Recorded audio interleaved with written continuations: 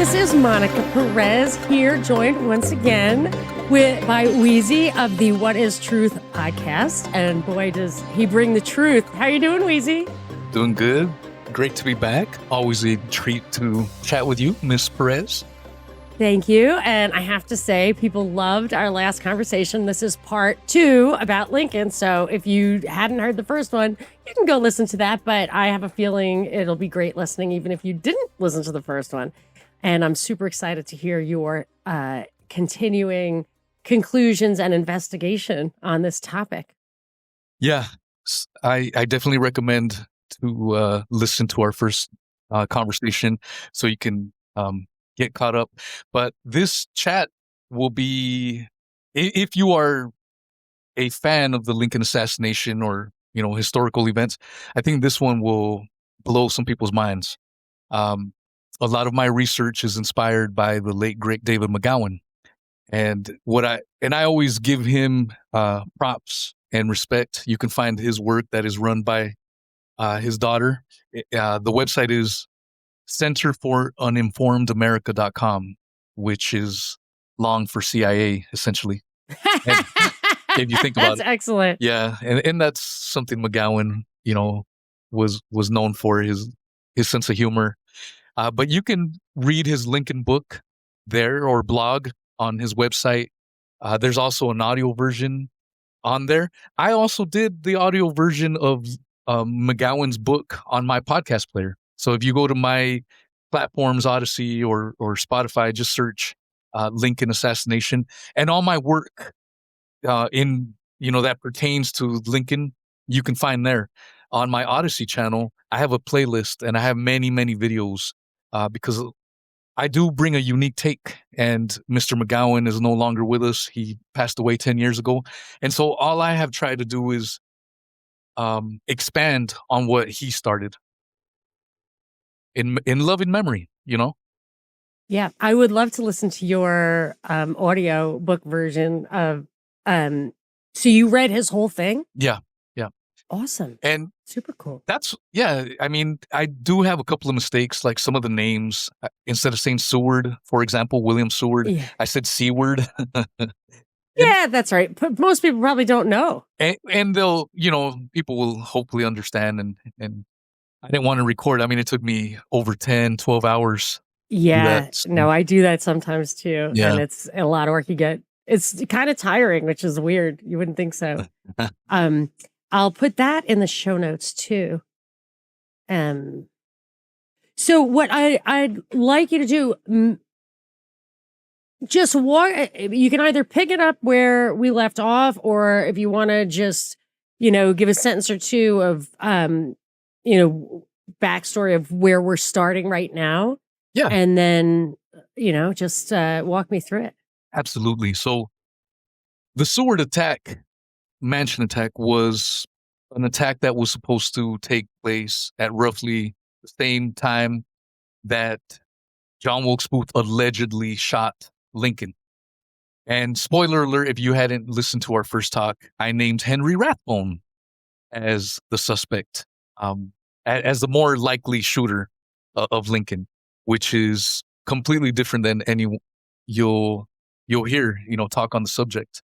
Even with folks that believe in the Lincoln conspiracy, they will all say that Booth definitely killed Lincoln. They will also say that the Seward Mansion attack definitely did happen. The Seward Mansion attack, and this is what I mean. If you missed our first part, you may get lost. So please revisit this.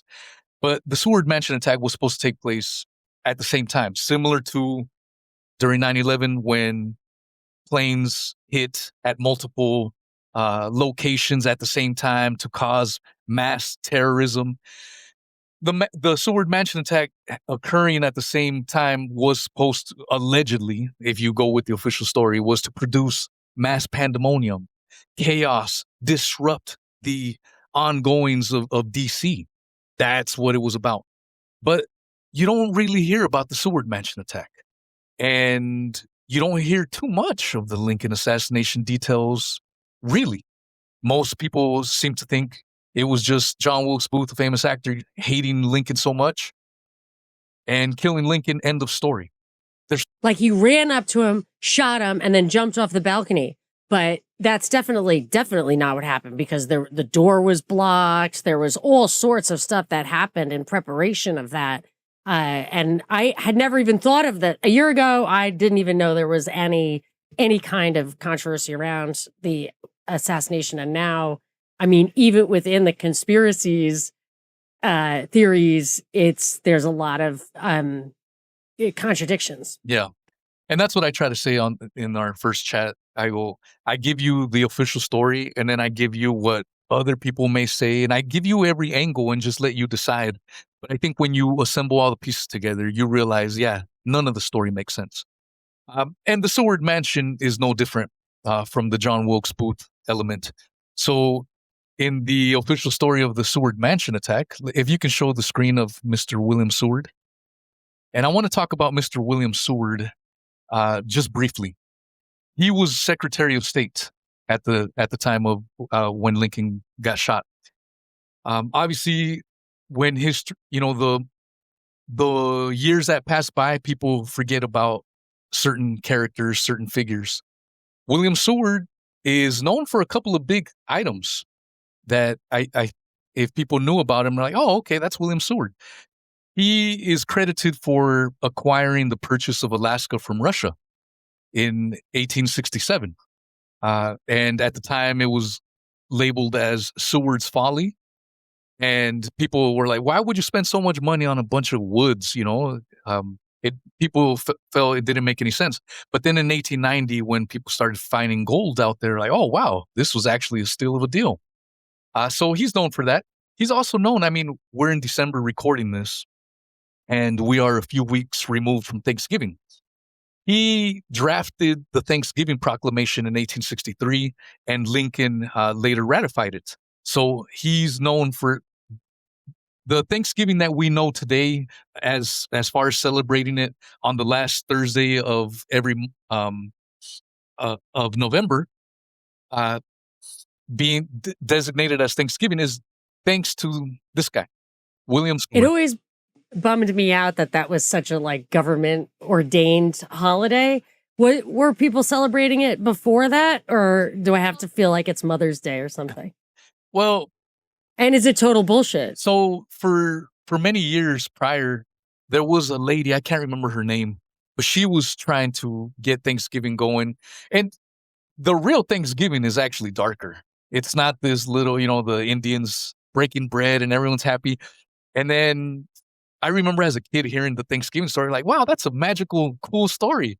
So what happened to the Indians? Yeah, how did we mess that up?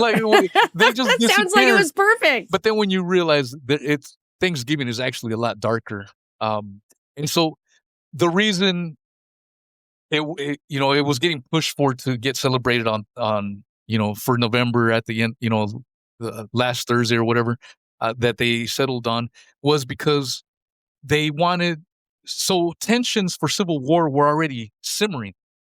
It's not like overnight they decided, you know what, we're mad and we're going to fight. We're going to secede. It just happened overnight. No, this was many, many years in the making. And so to introduce a holiday like Thanksgiving was an effort to try to simmer emotions down, try to bring draw on peace. Our common heritage, our founding Revolutionary War, which was those original colonies. Yeah, so really that's one of the major reasons. And again, William Seward was the one that drafted the Thanksgiving Proclamation in 1863. William Seward,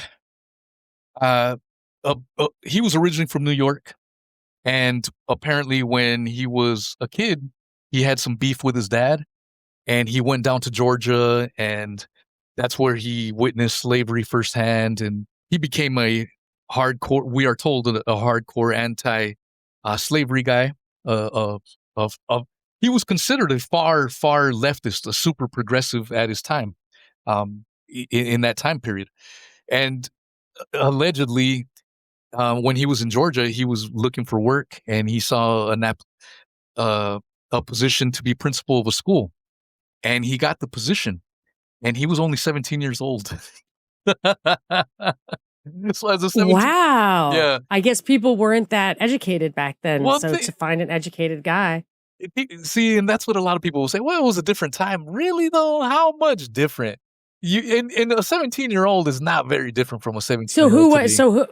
Okay. So he was an inside job from the get go. I I always don't say know. that Well, yeah, created person. that's what official people will say. Well, he was probably well connected. His family, blah blah blah. Man, that sounds weird. But and I only mentioned this little story because it's funny. A 17-year-old principal, Yeah. like he beats everyone out.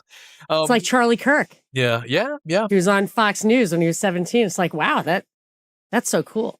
Yeah, and William Seward, I mean, he then eventually gets his law degree and becomes a very successful, super successful lawyer.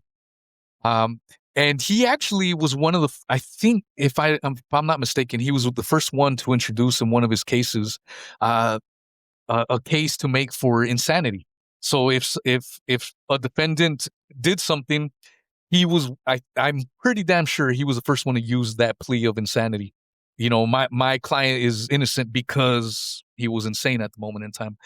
So, that's just a little bit of background on William Seward. But in regards to the Lincoln assassination, he was again, the Secretary of State. We are told that this guy right here, let's see. Can you see that on your screen? We are told that this Payne Powell, I made this little meme. It looks great. Yeah. Calvin Klein. He was great looking. Yeah. We are told that Payne Powell, on the night of April 14, 1865, at roughly around 10:15 at night, the same time that Booth was due to shoot Lincoln, Payne Powell goes over to the Seward Mansion. And the Seward Mansion no longer exists. So here's a sketch of what it may have looked like. It was a 3-story, 30-room mansion. Okay. And it was located, let's see here. It was located. Okay, here's a picture of DC. Okay. And you can see that on, okay. Yeah, perfect. I can see that. Here is DC. Here's the White House. Okay. Here's Lafayette Square. And here is Ford's Theater. Walking from the White House to Ford's Theater, it's literally like a 15, 20-minute walk at most. See how close that is? And if we go up here to Lafayette Square, right here where the Freedmen's Bank building is, right here, was where the Seward Mansion house once stood, but it was demolished in 1890. I'm going to give some thoughts as to why I think that happened. Here's the White House. Here's Lafayette Square. So Lincoln and Seward were basically neighbors at this point in time. Okay. So we are told that, we can stop the share screen for right now, and then I'll get into some more. We are told that Payne Powell, that young man that I showed you, yeah, he went after William Seward's mansion. He shows up with a little box. This is the official story, and we're going to deconstruct it. We're told he went with a little box that he claimed had medicine for William Seward. William Seward was in bed on the 3rd floor resting because we are told about a week, I think it was a week or 2 weeks prior, he had got into a carriage accident. And during his carriage accident, he survived it miraculously. And his neck was all messed up, so they had to wire it and put this casing around his neck. And he was comatose in bed. This is what the official story tells us. I've later found out that he got into a carriage accident while traveling to see Edwin Stanton to deliver news that there was an assassination attempt against William Seward from overseas. There were assassins in Europe that wanted to kill him. He found it out. And so he went to Edwin Stanton to try to, like, dude, I'm scared for my life. They're trying to kill me. And it was upon returning from visiting Edwin Stanton that he got into a carriage accident. Official narrative. We're going to break this down. So William Seward is upstairs the night of April 14, 1865, recovering comatose with a wire cage around his neck area. Lewis Payne Powell knocks on the door, allegedly, and with a little box of medicine. And one of the servants, a young black man, Mr. William Bell, opens the door. And he asks, who this is. William Powell says, I'm here under Dr. Verdi's orders to deliver some medicine for Mr. Seward. And they have a discussion for a few minutes. And William Bell, we are told, doesn't really want to let him in. So at some point, Powell kind of gets a little frustrated and just pushes past him and heads directly to the third floor. Keep that in the back of your mind. He goes directly to the third floor where he encounters one of William Seward's sons, and they were all military age children, William Seward's children. They weren't little kids, which was Frederick Seward. Frederick Seward, like, what are you doing? Like, my dad is sick, you're walking too heavy. Williams or Frederick starts to oppose, Miss Lewis Payne Powell from going upstairs. At some point, Lewis Payne Powell pulls out a gun, puts the gun to Frederick Seward's head, pulls the trigger, it misfires. So then he grabs the gun and bam, hits him over the head. Apparently so hard that brain matter comes out. Frederick Seward is unconscious. So then, at the sound of this, Fanny Seward, 19-year-old daughter of William Seward, pops her head out from the third bedroom, and in doing so, conveniently gives away Seward's location because she was hanging out with her dad while he was recovering. So he goes into the room. Inside the room is not only William Seward in bed, but the nurse, George Robinson, who is also an ex-military guy. So when he goes into the room, George Robinson tries to tackle him. Lewis Payne Powell beats the living crap out of him. And with all this commotion, Augustus Seward, another son of William Seward, another military age young man, here's the commotion. He goes in to see what's going on, and he sees so after Lewis Payne Powell knocks out George Robinson, he then jumps on top of William Seward and starts slashing at him with a 10-inch knife. Keep this in the back of your head. 10-inch knives. Boom, boom. The dude's comatose. So then Augustus Seward comes in and he sees the attack going on. He doesn't know who's who, what's going on. He gets Lewis Payne Powell off of his dad. And then apparently Lewis Payne Powell then turns his attention onto Augustus Seward, beats the shit out of him. At this point in time, Mr. George Robinson gets up, and now they both battle and so succeed. Wait, Lewis pushed past the butler. He's at the beating front door. The shit out of everyone. He got the first son. He got the military nurse. Yeah. He got the second son. The daughter's just sitting there, allegedly doing screaming. nothing. Yeah. Well, not even that.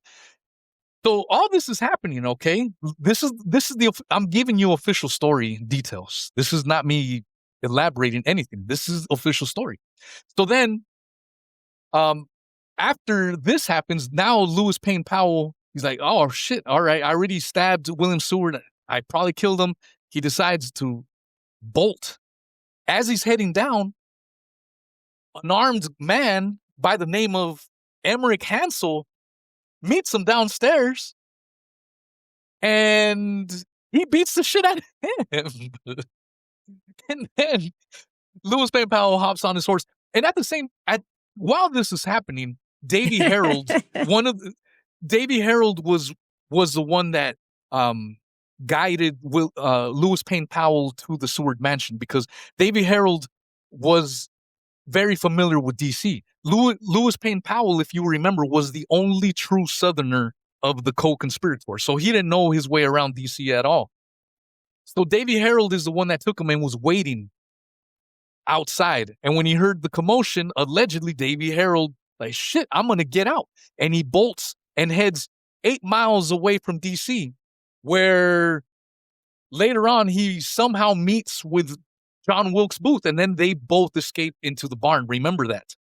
But Davy Harold, they had to have arranged a meetup place in advance. This is all nonsense. How are you going to The meet whole with thing someone sounds that like a 8 terrible hours? movie. Yeah, I mean, how are you going to meet Like, if you with made a someone? movie of that, Yeah. it would be like a 1930s, like the guy runs in and slashes the first guy and he falls away, and then slashes the second guy and he falls away, and then slashes the third guy, and then makes his move and then runs outside and his guy's gone. And it sounds ridiculous. 100%. And so Lewis Payne Powell gets on his horse and realizes Davy Harold is no longer there, because Davy Harold got scared and chickened out. Instead of going in with Powell, it would have been 2 men, to overpower everyone in that house. It would have been a lot safer. It's kind of like John Wilkes Booth going to the theater with a 1-shot Derringer. It's just going to be, I'm going to take you there, but I'm going to wait outside. So right. During this attack too, William Bell, the young black kid that opened the door up for Lewis Payne Powell, when Powell pushed past him, he immediately ran to the General Augur's headquarters to get some help. So sounds good. When he comes back, he didn't find anyone at General Augur's headquarters. Weird. Although, why would you run if both sons were there and the sergeant was there? Why not run after the guy or say, "Hey, hey guys"? Well, we're gonna get into all that. And why wasn't a single shot fired?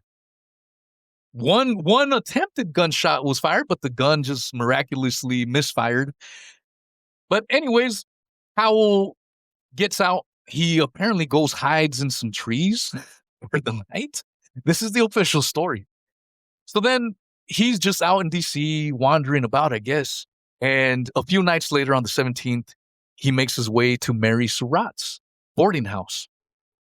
He makes his way, coincidentally, at the same time that the feds raid Mary Surratt's home, and they're interrogating her, ready to cuff her and take her to jail. And Lewis Payne Powell shows up at 11 o'clock at night with allegedly bloody clothes and a pickaxe. And the feds like, "Hey, what's up, buddy? What are you doing here? Good to see you." And he tells them, allegedly, Lewis Payne Powell tells him that he was out digging ditches, and the police interrogators, "Yeah, right. Who the hell digs ditches this late at night?" So they end up taking their suspect. It's also important to know that after the first telegraphs were sent out, Edwin Stanton, Assistant Secretary of State Thomas Eckert, he was in charge of the telegraph. And the first telegraph said that the assailant of the attack on the Seward home was John Surratt Jr. And some of the here, let's see. Can you show my share screen? Here we go. Here is one of the first reward posters that were put out. And if we examine the poster, up here to the left is John Surratt Jr. In the middle is John Wilkes Booth, Davy Harold.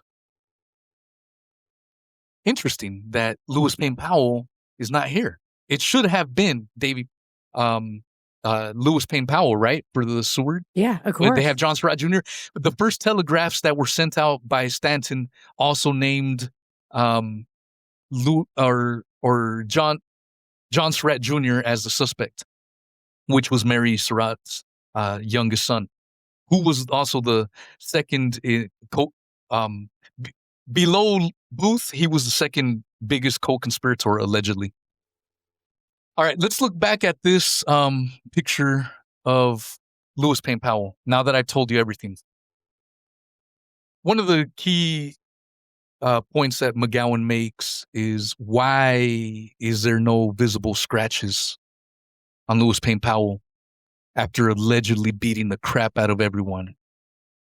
And with a knife, a broken gun. I mean, not a single scratch. Not, even if he beat the crap out of someone, people aren't just going to allow you to let them beat you up. They're going to scratch at you. They're going to, do something. And he was roughing it for a while, right? Yeah. Like, they don't know where he was between the time he left. He got lost. I mean, I presume he got lost. Sleeping in the woods or whatever. Yeah, for a few days anyways. 3 days later, he was apprehended. But, and also, it's also, I want to go over the depositions that we have. And we can remove the share screen now. But, so we had all these people at the Seward attack allegedly engaging in this alleged event. And out of all the occupants in that home, we were only given 3 depositions. One deposition by William Bell, the houseboy that answered the door, that in all actuality didn't even see anything. He just claims he opened the door, and as soon as Powell pushed past him, he took off running to get help. So he didn't see any attack. That was one of the depositions. There was only 3 depositions. Even though there was nearly 10 people in this house, we only got 3 depositions, and one of them ran away in the attack. The other deposition we get is from George Robinson, the nurse that allegedly grappled with Lewis Payne Powell when he made his way inside William Seward's bed and room. And when you read his deposition, he gives you, this is how they piece the official story. They use their depositions. But when you read his account, he talks about a man coming into the room to help him against Powell. McGowan points out, that's interesting. Why does he call him a man? He was the nurse that, if he probably knew all the Seward children. Why didn't he say Augustus Seward came in? He just said a man. Yeah, of course. A man he was in the came in house to all help the time. him. The other thing about Nurse Robertson was that he told the authorities that the assailant had whiskers and a mustache.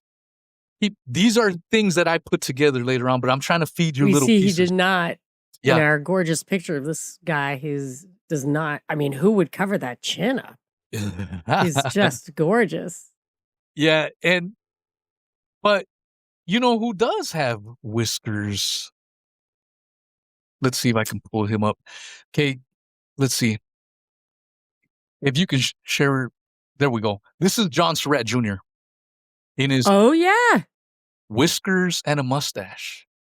And remember, I told you the initial reports had John Surratt Jr. as the guy that attacked Seward. The initial telegraphs, even the wanted poster had John Surratt Jr. And Robinson said that the assailant had whiskers and a mustache. This is my own pieces. As I'm observing all this, I'm like, whoa, this lends more credence that none of this attack ever happened, because they later had to change the narrative to Lewis Payne Powell because he was a big dude. And on top of that, John Surratt Jr. wasn't nowhere in the area at the time. He was in New York when this attack happened. If I recall correctly, he wasn't charged in the conspiracy, yet his mother was, and she was the first woman ever executed by the United States, Mary, and she was one of those 4 hanging bodies. And I was always surprised that she got hanged, and he wasn't even, right? Didn't he get away with it? He got away with it because, so he was the second below Wilkes Booth, but he escaped over to Europe. And he has a fascinating story. And that is a fascinating story. Yeah. Yes. And allegedly he burnt his own biography. He was going to make a book about his harrowing life story, which is crazy. He's on the run for 2 years and goes to Europe, goes to Egypt back in the 1860s. Fascinating story.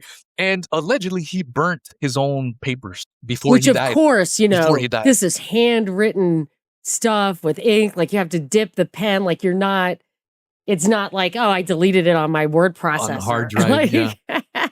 Yeah, so I believe it's because maybe he did have an autobiography and maybe he was talking smack about like how the whole story was nonsense because well, sure. he was touring the country after he was acquitted. So he got acquitted. He was tried in civil court because now you're way out of the war has been over. There's no need for a military tribunal like all the lesser conspirators were there. And even though they brought in perjured testimony and manufactured evidence against John Surratt Jr., he was acquitted 8-4. So what does that tell you? And I brought this up on our first conversation. He's acquitted when he was given a civil trial, even though they tried to stack the cards against him, and he was still acquitted 8-4. What would have happened to the lesser co-conspirators had they been given a fair trial? They would have been found innocent. So innocent blood was shed for sure. His mom was she only hosted, so she owned a boarding house, and that's supposedly where the conspirators gathered, but her only reason for that was their relationship with her son, if I recall correctly. Yeah. So I would think that the evidence against her for actually being an integral part of the conspiracy would be less. Right. Because she wasn't at the scene of the crime. Yeah, I definitely, I want to make my case as to why I don't think anything transpired, anything remotely true. Yes, to the official story. tell. I just gave you the official story in as good a detail as I could, because to understand the official story, it gets tricky. Putting this face with that face and that face. So some people may want to listen to the official story, go back to, when I first started it and listen to it a few times over and over. Because that was a great description of the official story of it's Seward? Yeah, the Seward Mansion attack. Yep. So I've had to go over it so many times just to make sense in my head. And now I just try to give you the best rendition that I could based on the official narrative. So then I just gave you the problems with George Robinson's deposition, the nurse that gave his description, in where he later said that it was the guy that attacked was had whiskers and a mustache. But later on, by the time the trial came about, he said that absolutely positively it was Lewis Payne Powell, always clean shaven Powell. So, but people don't realize that Sergeant Robinson was later made into a sergeant. He was given $5,000 in cash considerations, which $5,000 back then was a shit ton of money. And he was also gifted the knife that was used in the Seward Mansion attack. He was basically pushed into hero status. So just change your story a little bit, man. we got. Yeah, I mean, that's always a sure, like, when you fail and they still make you a hero, that's a good tell. That's still a tell. So that's the second deposition that was used in court. The third deposition came from Augustus Seward, the son that was sleeping in one of the rooms and came in after the commotion.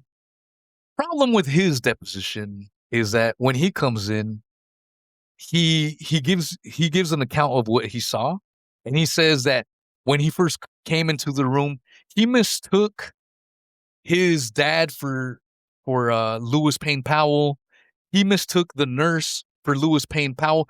None of these characters look anything alike. But in his deposition, he's confusing everyone, and it's his damn dad. How in the world William Seward was a little guy. He was only like 5 foot nothing. Lewis Payne Powell was 6'1", super muscular young kid. A young kid, 6'1", and a little old man. How in the hell? And this is your dad. You're Augustus Seward, and this is your deposition. You can't tell who from who? These are the depositions that were given in court. So McGowan breaks down their depositions and said, none of this shit makes any sense. And so he leans that the whole affair was manufactured. Now, I've kind of expanded on this theory quite a bit in doing further research, and yeah, I don't believe the Seward Mansion attack. And someone like James Perloff believes that it actually happened. I don't believe it, and here's why. When Lewis Payne Powell gets on top of Seward and starts stabbing at him with a 10-inch knife, he can't kill a guy that's comatose? That doesn't make any damn sense. But the official story tells you he was lucky that he had that brace on his neck. That protected his vitals. That protected his carotid. So he survived by the hand of God, you know? Yeah. And to me, it makes sense why he would conveniently have this carriage accident.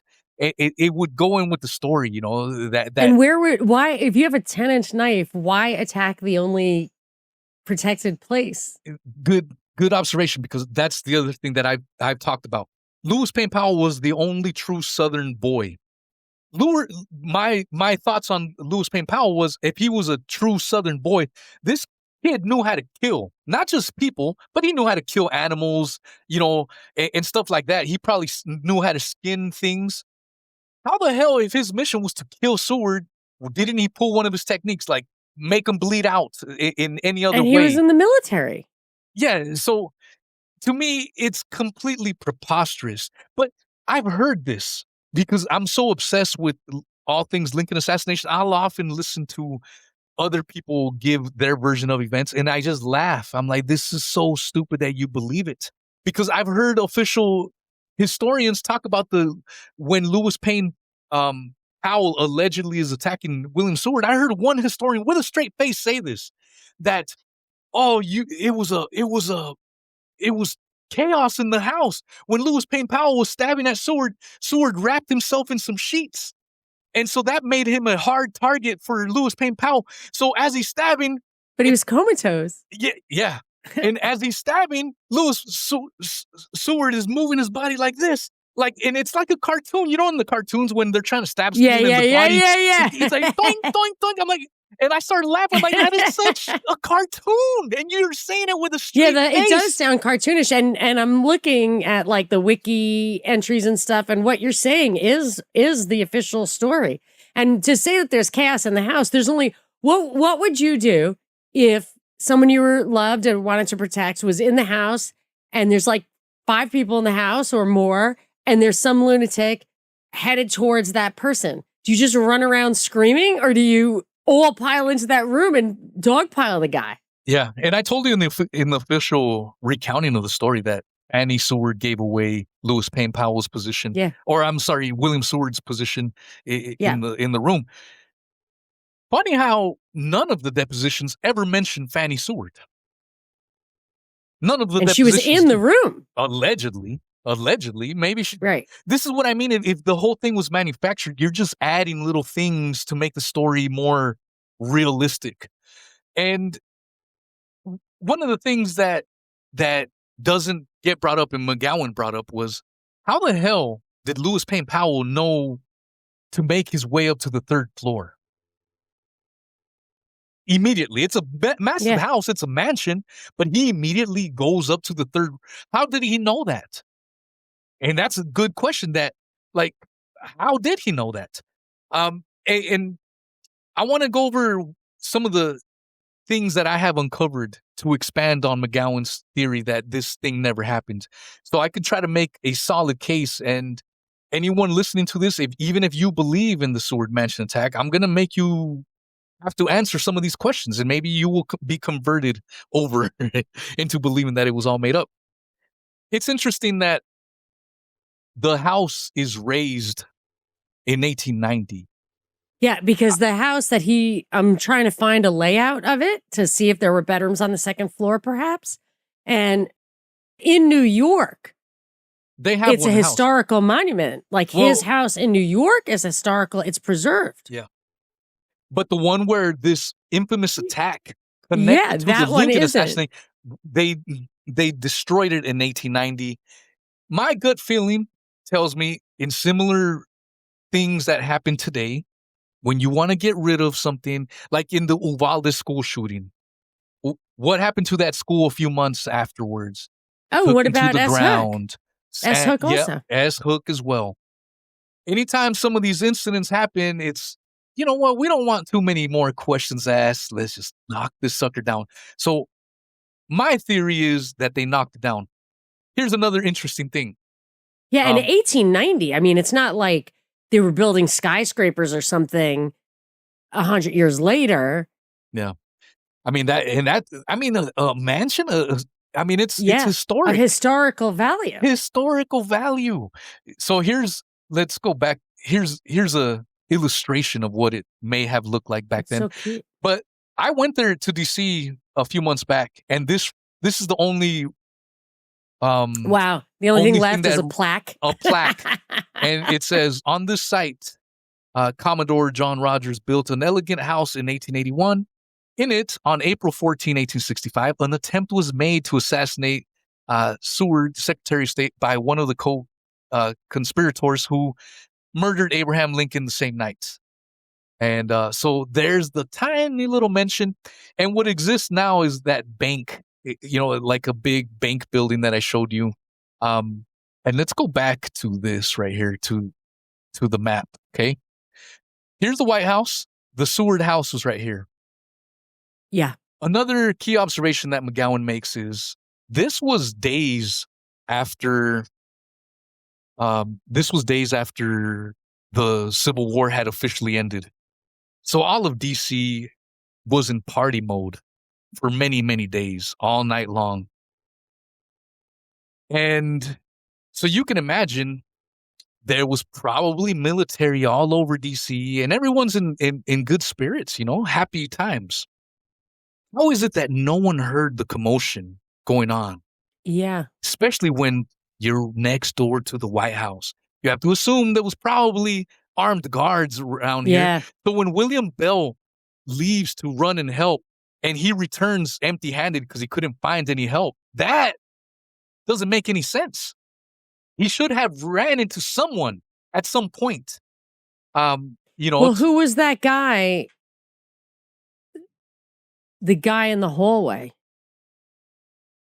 Emmerich Hansel was an armed guard that just made his way to the Seward home. But he was just making his way up there, and he just ran into Powell, and poor guy just got his ass beat for no reason, just for showing up. It's so. This is what I'm glad you're laughing, because this is how ridiculous the story is. But this is a key observation. It's right there on Lafayette Square, the Seward Mansion home, and no one around is found to aid in this. But you know who did make it? Who was the first people on scene? Who? The first people on scene were Edwin Stanton, Secretary of War, and Assistant Secretary of War, Thomas Eckert. Thomas Eckert were both there and attended Seward. So the next question is, why in the hell this did was they at go the same time as the Lincoln assassination attempt? Yes. And I think Stanton is the isn't he the favorite suspect of alternate theories? I kind of liken him to like a Donnie Rumsfeld or a Cheney type of character. He's in on it, but he's not. Yeah, he doesn't have his hands dirty. Definitely moving things around. But it's also curious, why did, instead of going to Seward, why didn't they go to see Lincoln immediately? Right. And that is a Rumsfeld kind of thing. Like, I'm sorry, I have to abandon my post to carry stretchers around on the front lawn. Of the Pentagon. Yeah. You need to, you can't, that's dereliction of duty. He should have been court-martialed or whatever. I mean, it wasn't military, it's defense secretary, but that should have been an actionable thing to do. And this sounds similar, that they're like, okay, well, so I'm just not going to be where I need to be. I'm trying to lay down. Because the Secretary of State is third in line, right? Or is it the House? No, I think it might be Congress. But I remember when General Haig, Alexander Haig, I believe, was Secretary of State when Reagan was shot. And I think he said, I'm in command here. And that was like a famous thing, because so these guys are the Secretary of State is a very high position. Yeah. Yeah. 100%.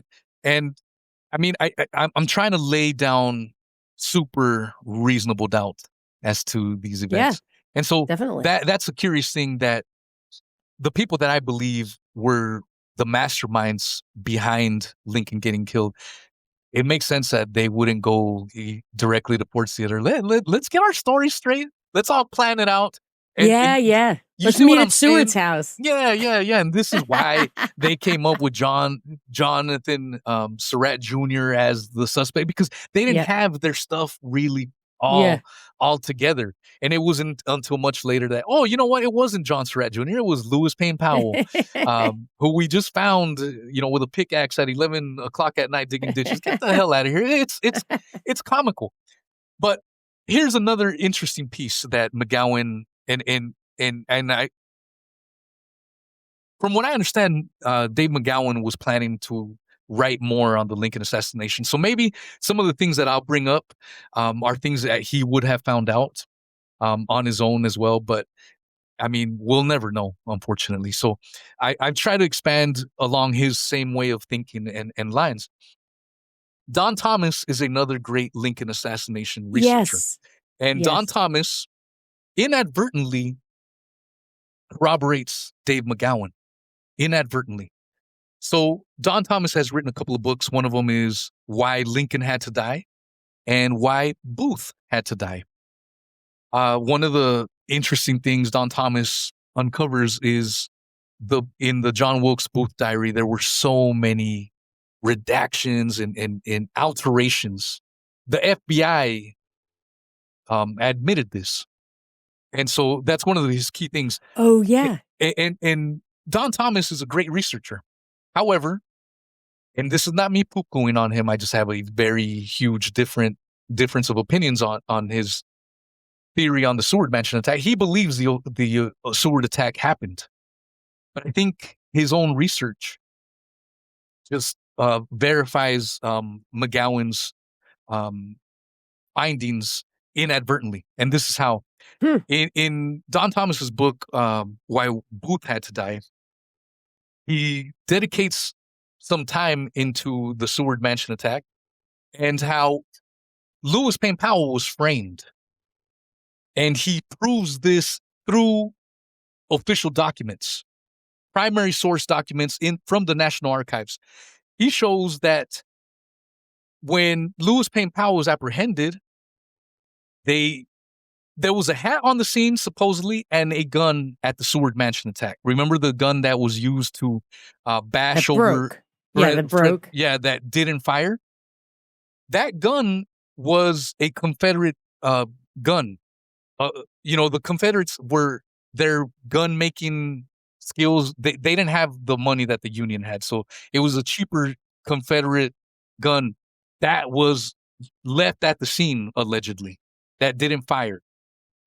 When he was apprehended and the cops booked him when he was caught at Mary Surratt's home, in the booking papers, they said they recovered a gun and a hat and a clean gray coat. But we were told that his original coat had blood stains and the hat had blood stains, but this coat was clean. And in the pockets of his coat, when he was apprehended on the 17th, they found a Union gun. What?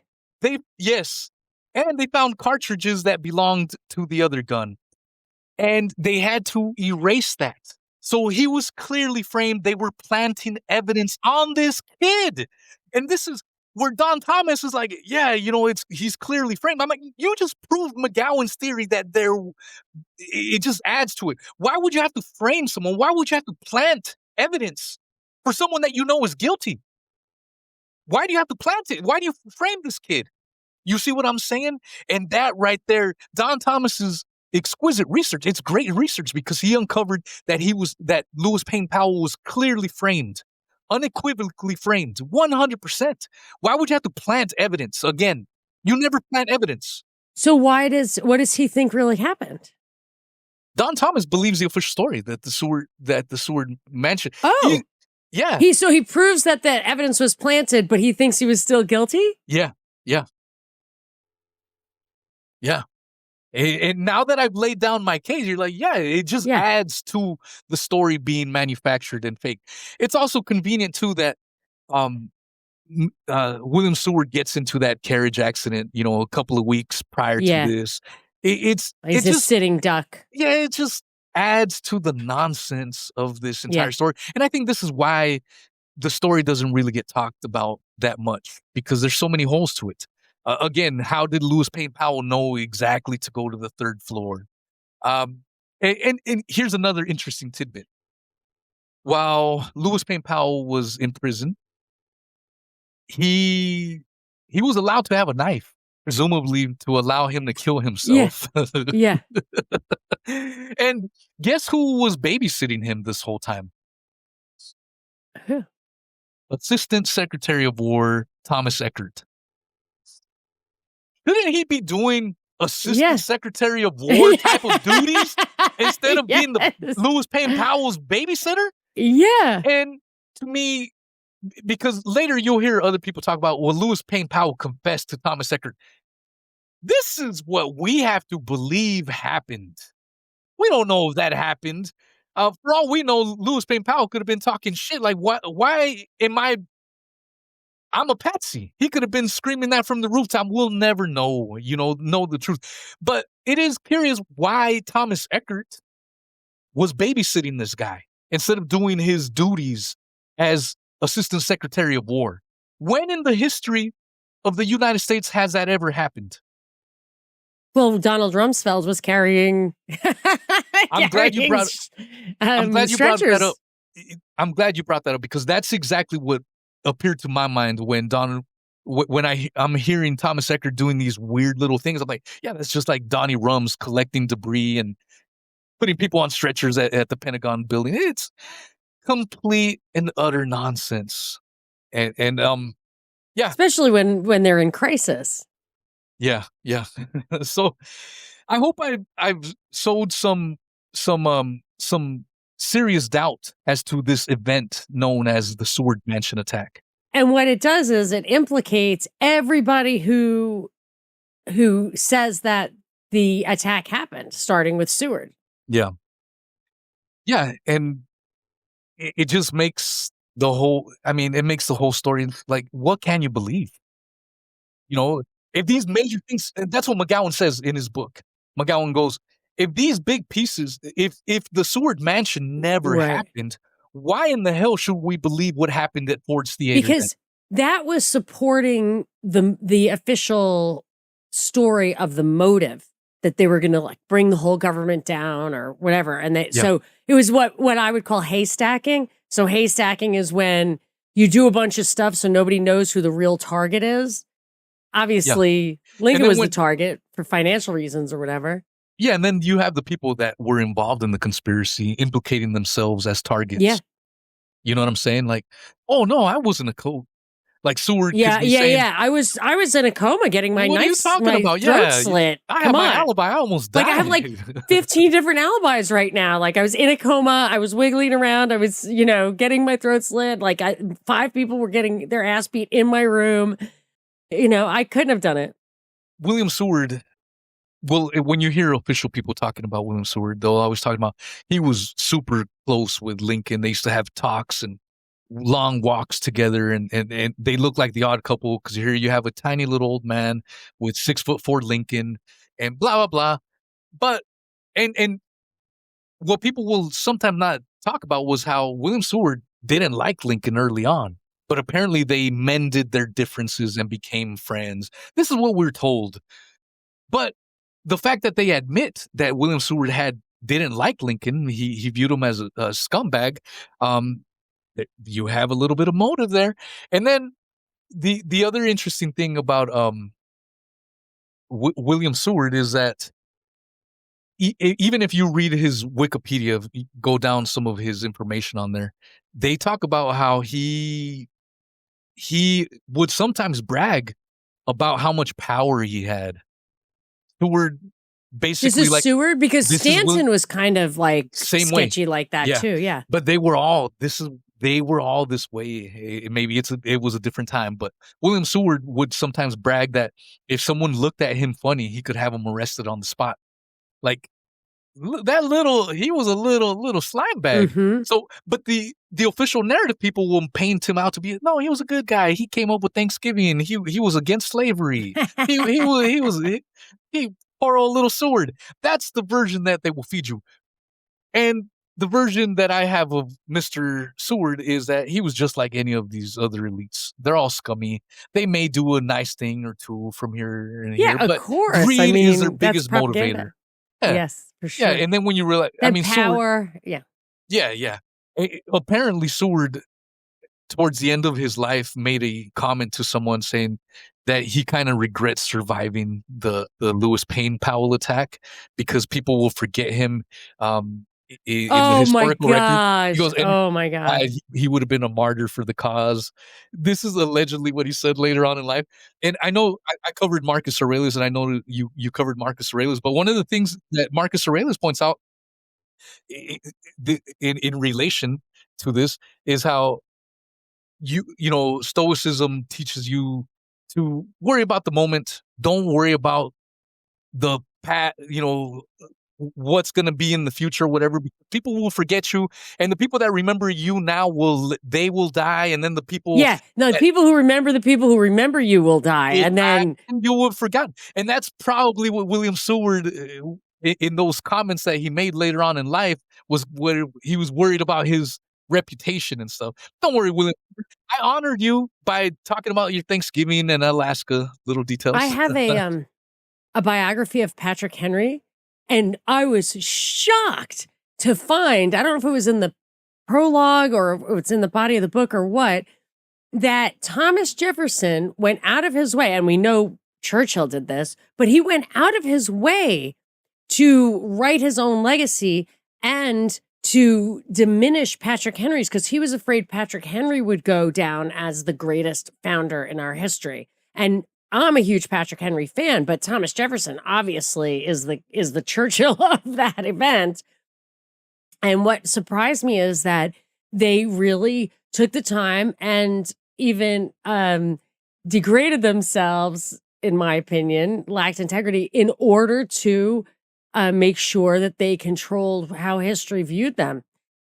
And that history viewed them at all. Yeah. Wow. So it doesn't surprise me that he thought about that. Yeah. Shallow. Yeah. I want to, if you don't mind, in closing, I want to give you some Lincoln and Kennedy similarities. Yeah. I wanted to hear about this because I remember always, even growing up, thinking JFK and Lincoln they're like any president elected in the 20th year was assassinated, or is there an attempt assassination? So I remember that with Reagan, they're like, oh, the 20-year curse. And they did try to kill him immediately. Yeah. Of course, who would put a CIA director as the VP if you don't want to get shot? But it's like when Hillary was going to be VP or whatever. I can't remember. Yeah. But it's like, yeah, you would definitely not want Hillary Clinton to be, your wingman, just in case she got greedy. But yeah, so that was it, though. They always drew that parallel, but I didn't know if there were more. Right. Yeah. So lay it on me. Yeah, let's do it. So you can hear a lot of these things, but some of them are completely manufactured and or exaggerated a bit. I want to give you some of the factual stuff that you can verify and brag to your friends. Some of the crazy ones were that Lincoln was put into office in 1860, JFK in 1960, like 100 years apart. Which it was is wild. Exactly. Okay, yeah. Mm-hmm. Yeah. It's also crazy that Lincoln had been in Monroe, Maryland, and JFK allegedly was inside Marilyn Monroe. All right, that was a bad joke. That's definitely true, though. Definitely true. But another one is that when they were assassinated, they were both preceded by vice presidents with the last name of Johnson. Oh, Yeah. I did notice that. I was like, oh, another Johnson. Like, it really is a club that we're not in. Yeah, and the crazy thing is, Andrew Johnson was born in 1808. Lyndon Johnson was born in 1908. Interesting. I don't know if there's anything to make of. It's just coincidences, super crazy coincidences. But and let's see. And I think I mentioned this last time, but one of my favorite ones is Lincoln was killed at Ford's Theater. JFK was killed in a Ford Lincoln. Whoa. Yeah, that one That's is kind wild. of uncool. Like that sounds like they just did that on purpose. Yeah, we're gonna plan to take out JFK. We're gonna have a Ford Lincoln. I mean, you got to, right? It's super wild. The other thing is, in these official narratives, we're told that the suspects, in the case of Booth and Oswald, they both escape so Booth escapes the theater and goes into basically a tobacco warehouse, a barn, you can call it a warehouse. Oswald allegedly killed JFK from a warehouse and goes into a theater. So it's not great, but something. The other thing is, both were obviously JFK and Lincoln were both shot in the head.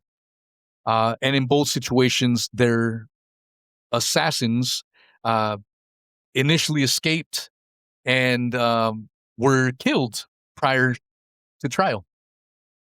And it weren't both of their wives present? Jackie O was definitely there. Oh, yeah. They were both.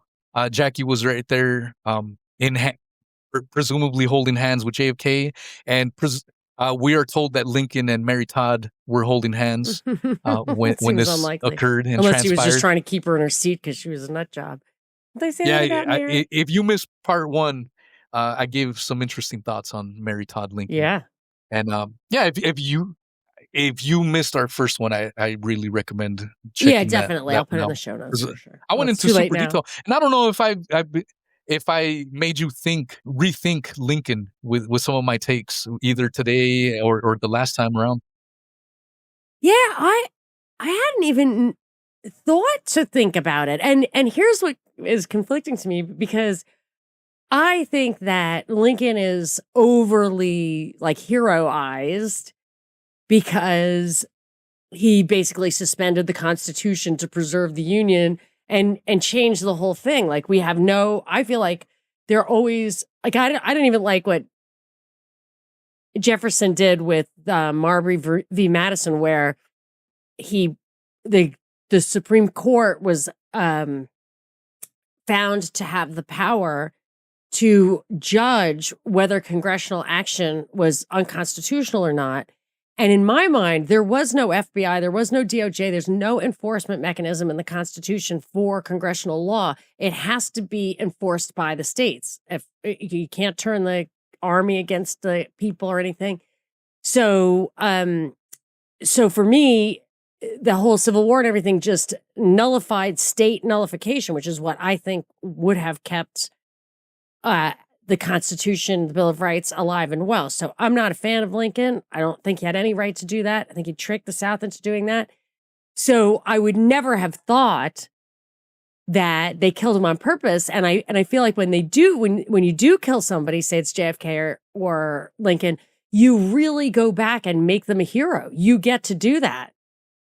And they do that to make it look like, of course, the establishment loves him, whatever, but he's dead. So you get to do that. And it's harmless. So for me, I just never even considered it. But of course, it makes perfect sense. The lone nut thing is out of the question. And these guys, see, what I was trying to do is look up what happened to these guys later. Did they really benefit? I actually don't think they did. They were probably played. Yeah, I think there's bigger puppet masters. These are just the faces, but there's always bigger names behind all these things and events that we will never know of. You know what I'm saying? Like when you see a Jeff Epstein, that's the face we get put out. I know that Come makes on. me crazy when people are like, and Yeah. he did this and he financed that and he was doing this. And I'm like, I don't think he's doing anything ever. He's just the face job so that the 500 people or 100 people or 5 people that he is representing or countries that he is representing are completely shielded. And the more you put on him, on his face, the less you're actually looking behind the scenes. But the McGowan thing, I don't know if you said this. I know we talked a little bit about the financial interests in McGowan's theory, but I think, did he actually say it was the Rothschilds banking interests? Because they were already powerful by then. Oh, yeah. I mean, McGowan hints that he thinks the whole conspiracy was probably, both sides were probably involved to some certain degree, because a lot of the Northerners will say it was a Confederate plot. That's what even the people that push the official narrative. And then some of the Southerners will say, they completely absolved the South. McGowan was like, it's probably like today where both sides are behind these things, big money interest. Like Vietnam. Vietnam was a pointless war where so many innocent lives on both sides with the Vietnamese or Americans died. And all for what? For commercial interest. They don't care about you and I. They don't give a shit. I'm reading a book called Syria that Jeremy Kuzmarov, whom I really like him. He's of Covert Action Magazine. I don't know if you've ever heard of him, but was really a great professor, and he was teaching in history, like the role of the CIA in American history. And I think he got fired like numerous times. So now he writes books, which are great. He's such a good researcher and everything.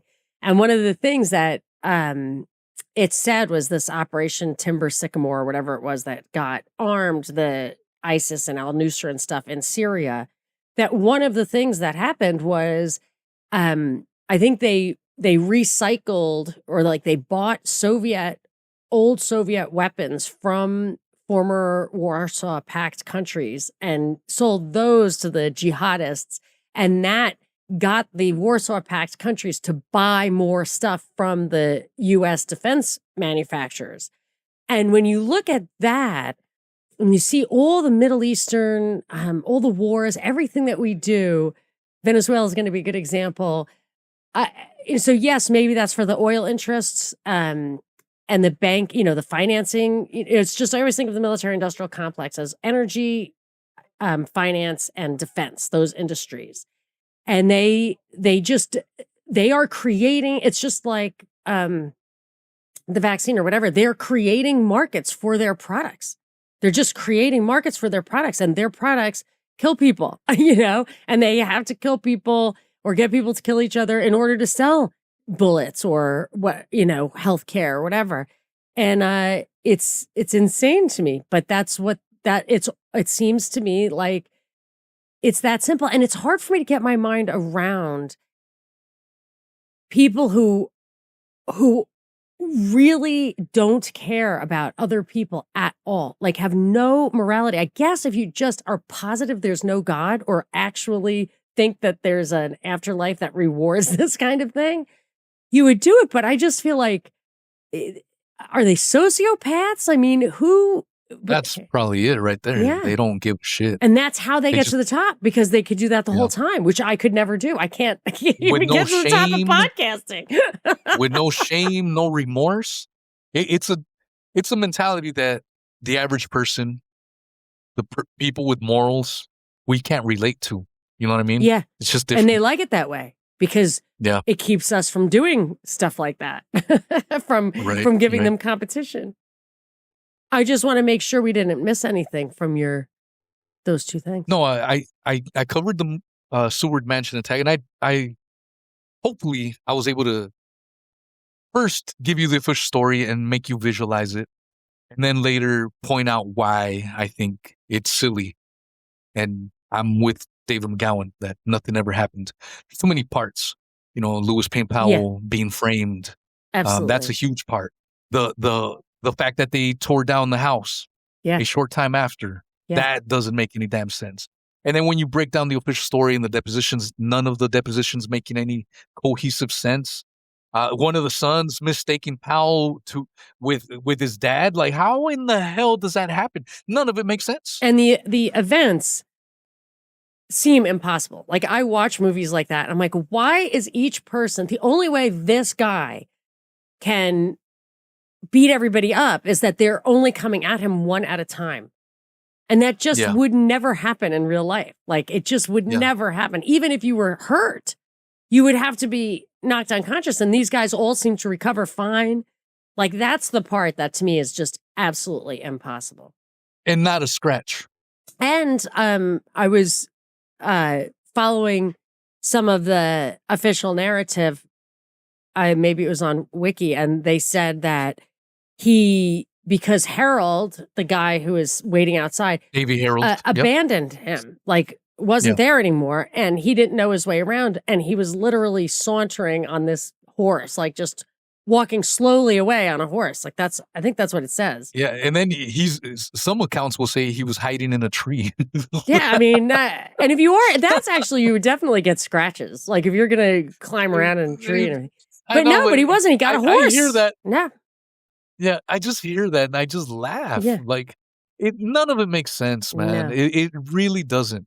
I mean, again, Davy Harold shows up with him. And here's a house, buddy. You're on your own. Yes, and what you made me realize that how important that event is, because if you take that away, first of all, you can't, you really wouldn't have any basis to kill all those other people. There had to have been some kind of conspiracy because Booth couldn't have done it by himself. And the Seward thing was the linchpin of the whole theory that these Southerners all got together and were trying to bring down the government at one time. So it didn't look like just trying to get rid of Lincoln so that you could get your guys in. And those guys did remain and still had that punitive Reconstruction. So you didn't need to take those guys out because they weren't going to do the same thing as Lincoln, and they didn't. Yeah, and 160 years later, this is why I feel you don't get taught the entire story, and I feel the entire story is fascinating. I just don't believe any of it. It's a fascinating tale, and that's why. And this is why I want people to understand. I listen to lectures on this stuff. I listen to podcasts that have massive followings talking about even the Seward Mansion attack, and I start laughing. I'm like, if you're gonna tell the story, at least say it accurately. But then they start making up this and that. They start giving it their own little twist. That's why I started off giving you the official narrative. This is exactly how the official story is. Here's why. Here's all the things wrong with it. You know what I mean? Because so many people will make things up. I heard this podcast that other podcasters in our corners platformed this guy. He's a Southern guy. Someone mentioned it. I'm like, ooh, this guy's talking about Lincoln. Hear him on. And then this person, these people have a large YouTube channel. People in the comments are like, oh my gosh, I love this Lincoln stuff. I love this Lincoln stuff. And I'm listening to it. I'm open. Let's hear what you have to say. And this guy was pulling stuff out of his behind. And it was pissing me off. Yeah, because you knew the answers. Yeah. And like you're yelling at the TV. Yeah, I'm like, why are you making stuff up? Where did you get that information from? This is why I try to tell people, here's the official narrative. And here's why I think, here's all the things wrong with it. And you decide whether you want to still believe the official story or not. But don't make things up. Yeah, you've probably been exposed to all of the evidence, like whether it's Don Thomas or McGowan or the official narrative or the FBI stuff. So like, there's nothing out there that you didn't come across your vision. Yeah, well, and I visited the sites. Like, remember I showed you that? Yes, that's right. That was amazing.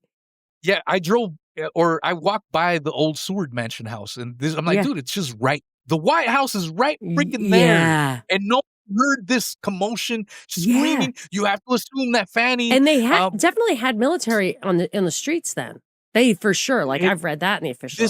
That's a massive key to this. Like, it's a celebration time, and no one heard this, and it's right there in Lafayette Square. It's not like it's on the outskirts of town. And the door was near open. Nothing. He left the door open, I think. It's the whole story. This is what I mean. I'm not just saying that. You know, I tend to lean.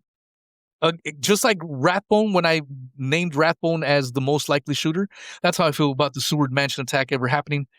Not very likely at all. The biggest tell on the whole assassination thing not being, these people being railroaded, whatever, there was absolutely no justification for a military trial at all. Like, that was really, really bad. And I mistakenly said Powell had been in the military. He joined the military after. I see some timeline of his thing, and he joined. This says he. Oh, okay. No, he was in the military. He was in the military, but yeah, he was. Yeah, but regardless, it wasn't a military crime. The war had already been over. Yeah, he wasn't. And this is what a lot of these official narrative pushers. Yeah. They'll say it with a straight face, like, "Yeah, I'm glad Mary Surratt got hung. Oh my Who cares?" gosh. You know, and they like cheer this on. And Louis Payne Powell, "Yeah, I'm glad he got the gallows." Yeah. And in my mind, all these people were patsies. And this was a manufactured event, and you had to. Here's another little known fact that people don't realize. Soon after the assassination, I believe over 2,000 people were arrested. Wow. 2,000 people. 2,000 people. And then they all whittled it down to just those co-conspirators. And didn't Johnson fire Stanton when he found out later that, like, there had been this appeal on behalf of Mary Surratt, and so Johnson went down in history as being the first person to execute a woman, and he would have given her a pardon? Yeah. Yeah, the whole trial is, it's a funny. Not sure I believe that, but yeah. Well, there's so many elements.